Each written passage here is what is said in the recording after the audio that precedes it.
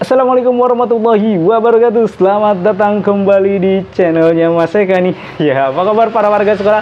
Semoga dalam keadaan sehat selalu dimanapun para warga berada nih ya. Di video kali ini Mas Eka masih akan berbagi informasi kepada para warga sekolah seputaran tentang PPDB tahun 2024. Kali ini kita akan membahas jalur prestasi. Nah, ini jalur yang juga nanti oleh para warga sekolah, terutama yang jenjang SMP, SMA ya. Di tanggal 10 Juni nanti jalur prestasi ini dibuka loh ya. Nah, lalu bagaimana mekanismenya, terus yang dilihat apa aja di jalur prestasi ini ya, seleksinya seperti apa ya, apakah nilai saya segini bisa masuk, apakah nilai saya segini bisa masuk, segitu bisa masuk, dan kira-kira kalau misalkan usia saya segini bisa masuk ya di jalur prestasi. Nah, di video kali ini kita akan berbagi informasinya. Tapi sebelum itu, untuk para warga sekolah yang mungkin baru menemukan channelnya Mas Eka nih, silakan subscribe dulu channel ini untuk mendukung channelnya Mas Eka agar bisa berkembang lagi dan bisa memberikan informasi-informasi terupdate kepada para warga sekolah. Oke, yuk langsung aja kita bahas kira-kira di jalur prestasi ini apa sih yang diseleksi. Yuk.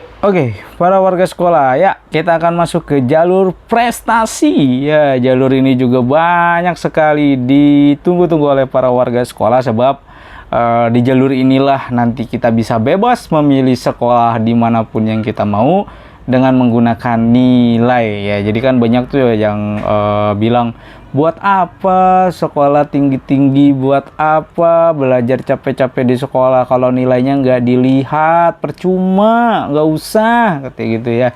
Nah, ternyata ada jalur prestasi. Memang kalau sesuai dengan juknisnya dari kementerian, jalur zonasi itu hanya dibuka jika masih tersedia sisaan ya. Jadi kalau ada sisa bangku kosong atau sisa kuota, baru jalur prestasi itu dibuka. Itu bunyi dari juknis dari Permendikbudnya ya. Nah, sementara di DKI itu sangat menghargai sekali calon peserta didik barunya yang berprestasi. Makanya ada kuotanya untuk jalur prestasi itu akademik maupun non-akademik. Lalu berapa kuotanya dan ininya dibaginya berdasarkan apa gitu ya. Nanti kita akan bahasnya. Jadi untuk teman-teman yang memiliki prestasi baik itu akademik maupun non-akademik, nggak usah khawatir. Di DKI Jakarta itu diakomodir ya. Jadi kalian tetap dihargai walaupun kuotanya tidak sebanyak jalur zonasi ya. Untuk SMP, SMA, dan SD itu zonasi lumayan besar. SMK itu adanya hanya prestasi, terus afirmasi, PTO, dan di tahap kedua gitu. Nah, jalur prestasi untuk yang di SMP, SD ya, SD, SMP, SMA ini tidak sebanyak jalur zonasi gitu. Jadi ya harap dimaklum gitu ya. Ini gedein aja, nggak bisa digedein karena di aturan Permendikbudnya pun hanya sisa ya, itu bunyinya. Kecuali di Permendikbud misalkan dibunyikan jalur prestasi gitu kan, kuotanya 20% minimal. Nah, baru udah tuh ya kan, daerah-daerah akan membuka lebih dari 20% untuk jalur prestasi. Nah, sampai dengan saat ini kan peraturan yang masih digunakan ya hanya sisa aja. Jadi sisa ya, baru dibuka zonasi kalau ada. Nah, itu bunyi dari Permendikbud. Nah, sementara di DKI Jakarta itu sangat dihargai sekali teman-teman yang memiliki prestasi. Bahkan dibuka terlebih dahulu prestasinya baru zonasi gitu ya. Jadi ayo yang berprestasi maju duluan. Apalagi yang udah punya KJP, keterlaluan ya. Udah punya KJP, dapat PIP, nggak berprestasi. Nah, itu sayang banget. Nanti kita akan bahas tuh ya. Nah, di jalur prestasi ini kita akan masuk ke jenjang SMP terlebih dahulu. Nah ya, ini Mas Eka akan jelaskan terlebih dahulu. Jadi di SMP itu nanti ada dua jalur prestasinya, akademik ya dan non akademik ya. Jadi nanti masing-masing punya nilai dan bobotnya. Ini cara ngitungnya bagaimana Mas Eka, itu sudah Mas Eka jelaskan di video sebelumnya. Jadi silakan dicek di video sebelumnya atau dicek di deskripsi, itu linknya lengkap banget sampai part 26 atau 27 ya. Dilihat satu-satu dah. Di sini ada jadwalnya juga ya. Kemudian tahapnya tahap 1. Di sini ada 290 sekolah untuk jenjang SMP. Nah, untuk akademik kuotanya itu 18% dari daya tampung ya, dan non akademik itu hanya 5% dari daya tampung. Dikit amat ya, tadi yang seperti Mas Eka singgung di depan, ini sudah bersyukur loh dikasih 18% loh dari daya tampung. Itu sudah alhamdulillah. Yang non akademik juga 5% dari daya tampung, itu sudah alhamdulillah. Karena apa? Kalau mengikuti dari Permendikbud tidak ada ini ya, nggak dikasih sisaan ya. Jadi untuk prestasi itu hanya sisa di Kemendikbud di Permendikbud itu ya, lebih sadis. Sementara di DKI Jakarta ini sangat dihargai, beneran dihargai 18%, walaupun ya kuotanya segini gitu. Kecuali tadi Mas Eka bilang di Permendikbudnya bunyinya jalur prestasi 20% minimal. Nah, mungkin di sini akan lebih nih, bisa ke 25 atau di sini 25 ya gitu. Tapi kan amanatnya di Permendikbud bunyinya hanya sisa aja ya. Jadi ya mau tidak mau turunan ke bawahnya pun seperti di video yang sebelumnya tuh yang membahas tentang kartu keluarga, itu ya dari atas juga gitu. Jadi bawah mah tinggal ngikutin aturan yang dari atas aja gitu. Kalau atas bilangnya 20 ya di bawah pasti bakalan nggak lebih dari 20 gitu. Misalkan maksimal 20 maka tidak akan lebih dari 20, atau minimal 20 maka minimnya 20, seperti itu. Ini untuk SMP ya. Jadi ada dua. Kemudian kita lihat untuk yang SMP, SMA dan SMK tanggalnya hampir sama ya. Begitu juga sebenarnya dengan SMK. SMK juga di SMA dan SMK itu sama, prestasi akademik dan non akademik sama. Ini semua SMA, SMK itu demikian sama, akademik dan non akademik ada dua prestasi itu ya. Nah, ini untuk jadwalnya. Jadwal prestasi akademik dan prestasi non akademik ya, itu dimulai dari tanggal 10 sampai tanggal 12. Ingat ya, tanggal 10 Juni sampai dengan 12 Juni. Jadi tanggal 10 itu dimulainya pukul 8.00 ya, dan 12 Juni itu mulai berarti 08 sampai dengan 23.59. Kemudian di sini 00 ya sampai 24 jam nih. 23.59 lagi. Kemudian di tanggal 13 itu ya dimulai dari 00 ya sampai pukul 14.00. Jadi di hari kedua itu ya di tanggal 13 nya 11 ini 12 ya, di tanggal 12 itu hanya sampai 14.00. Nah, di sini ya di tanggal 12 nih 14.00, dan tanggal 12 pukul 17.00-nya itu hasil seleksi pengumuman. Jadi pendaftaran dan pemilihan sekolah dari tanggal 10 sampai tanggal 12 itu mulai dari jam 8, 24 jam di hari keduanya di tanggal 11, di tanggal 12-nya itu hanya sampai tanggal 14, dan seleksinya itu 24 jam ya, 10 sampai 12. Kemudian di tanggal 12 Juninya itu berakhir pengumumannya tanggal 17. Jadi tanggal 12 Juni pukul 14.00 seleksi selesai, dan 12 Juni 17.00 hasil seleksinya keluar. Jika hasil seleksinya keluar, maka para warga sekolah bisa lapor diri di tanggal 13 dan 14 mulai pukul 8 di tanggal 13 dan berakhir di tanggal 14 pukul 14.00. Seperti itu. Ini tanggalnya tolong dicatat, jangan sampai ketinggalan ya, takutnya ketinggalan. Nyantai kelewat, tahu-tahu udah di tanggal 11 atau tahu-tahu udah di tanggal 13. Waduh, lupa mau daftar jalur prestasi, ya udah nggak bisa karena proses seleksinya sudah ditutup tanggal 12 jam 14.00 gitu ya. Tanggal 13 dan 14 itu hanya tinggal lapor diri saja. Ya, ini untuk jadwal SMP, SMA dan SMK di jalur prestasi akademik maupun non akademik sama ya. Kemudian, nah ini dia.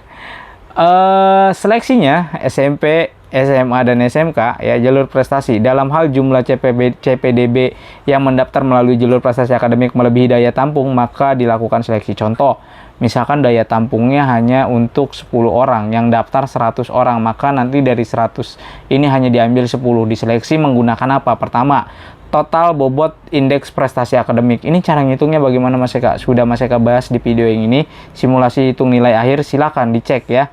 Ini udah Mas Eka kasih juga Excel untuk menghitungnya. Kalau kalian nggak mau ribet-ribet dan nggak mau capek ngitungnya, hanya pengen tahu ini dapatnya dari mana sih, dapat dari mana, ini sudah dijelaskan. Kok ini dapatnya di nilai sidanira saya 92. Kenapa nilai bobot akhir saya hanya 60? Dari mana nih dari 92 ke 60? Apa jangan-jangan dikorupsi? Nah, itu Mas Eka jelaskan di video ini ya. Jadi silakan kalau misalkan masih bingung untuk pembobotan nilai indeks prestasinya, bisa dicek di video ini ya. Terus setelah dilihat dari pembobotan nilai indeks prestasi akademiknya maupun non akademiknya, itu dilihat dari pilihan sekolah ya. Pilihan sekolah kan maksimal itu 3, minimal adalah 1 pilihan ya. Ini milihnya bagaimana Mas Eka? Milihnya seperti yang sudah Mas Eka buat videonya di video sebelumnya itu ya, yang cara memilih sekolah. Kan ada 3 pilihan ya, 2, 3, maksimal itu 3, minimal itu 1. Nah, pilihan inilah misalkan ini A, ini B, ini C ya. Nah, kita memilih SMA A, ya berarti SMA pilihan pertama ya. Terus ada orang milih SMA A itu di pilihan kedua, contoh begini ya. Maka berarti SMA A itu ada di pilihan kedua gitu, urutan pilihan sekolahnya seperti itu. Waktu mendaftar, nah waktu mendaftar otomatis bukan mendaftar ajuan akun ya. Ini waktu mendaftar seleksi ya, pada saat milih sekolah ya. Di tanggal berapa? Berarti kalau jalur prestasi di tanggal 10 ya.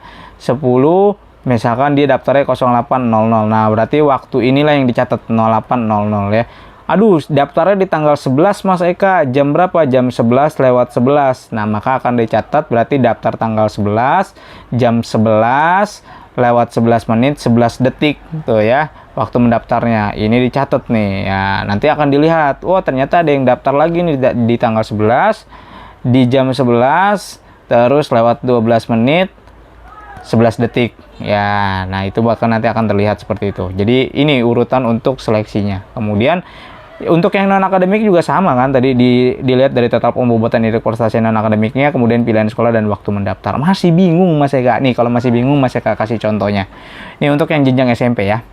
Dia dilihat dari ini yang tahun 2023-2024 ya. Mas Eka kasih contohnya. Jadi untuk para warga sekolah sebenarnya bisa melihat arsip untuk apa? Untuk jaga-jaga, bukan jaga-jaga sih, untuk gambaran bahwa wah, nilai saya 69, kira-kira saya mau masuk SMP Negeri 159 bisa nggak ya gitu kan.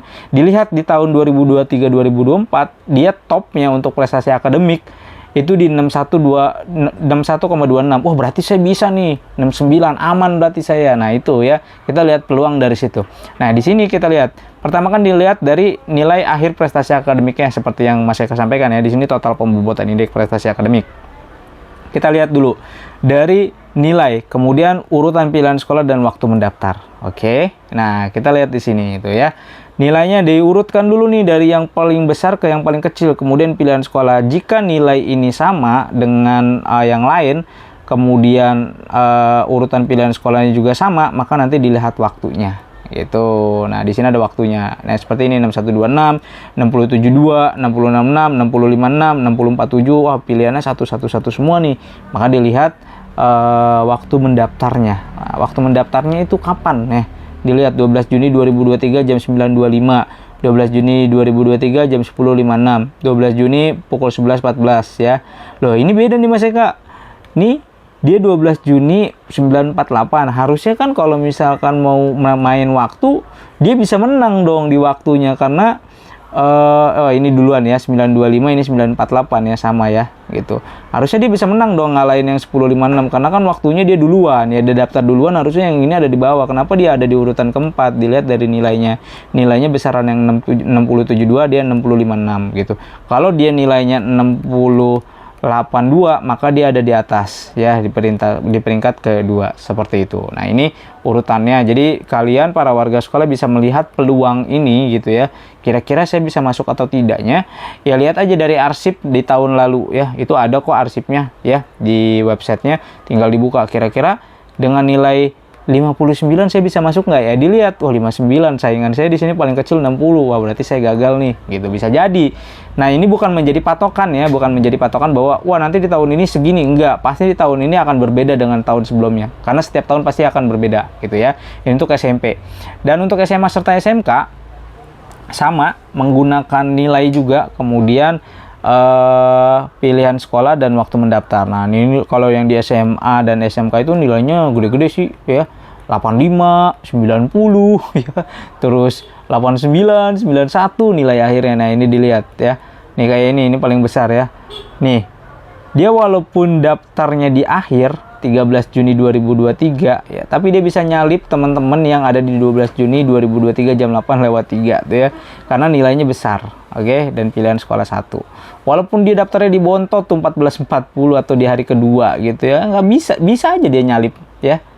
Yang penting nilainya besar. Jadi dilihat dari nilai dulu, kemudian pilihan sekolah dan waktu mendaftar. Jadi kurang lebih gambarannya seperti ini nanti yang akan para warga sekolah lalui di jalur prestasi ya. Jadi untuk melihat peluang di jalur prestasi itu ya lihat nilainya terlebih dahulu aja ya. Kalau nilainya memang merasa cukup dan besar, ya udah pede maju aja gitu ya.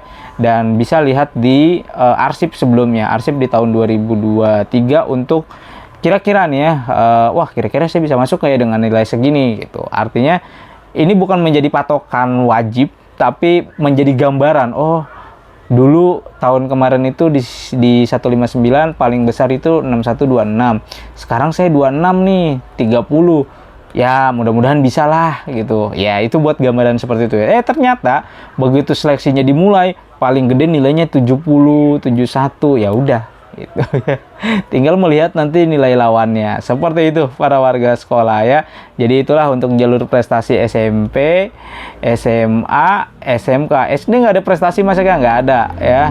Gitu. Seperti itu para warga sekolah.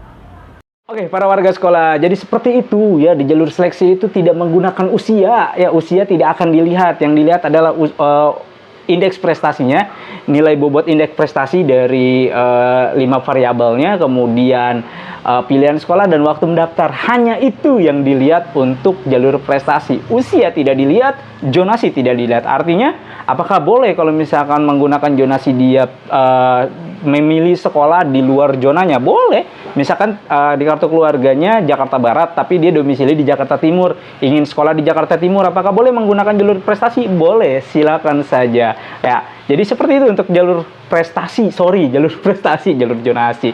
Jadi untuk jalur prestasi itu diberikan kebebasan, sebebas-bebasnya untuk para warga sekolah atau calon peserta didik barunya, CPDB-nya, untuk apa? Untuk memilih sekolah tanpa terpatok oleh zonasi. Ya, itulah keuntungan dari jalur prestasi. Oke, mungkin itu aja informasi yang bisa Mas Eka sampaikan. Mudah-mudahan informasi ini bisa bermanfaat untuk para warga sekolah.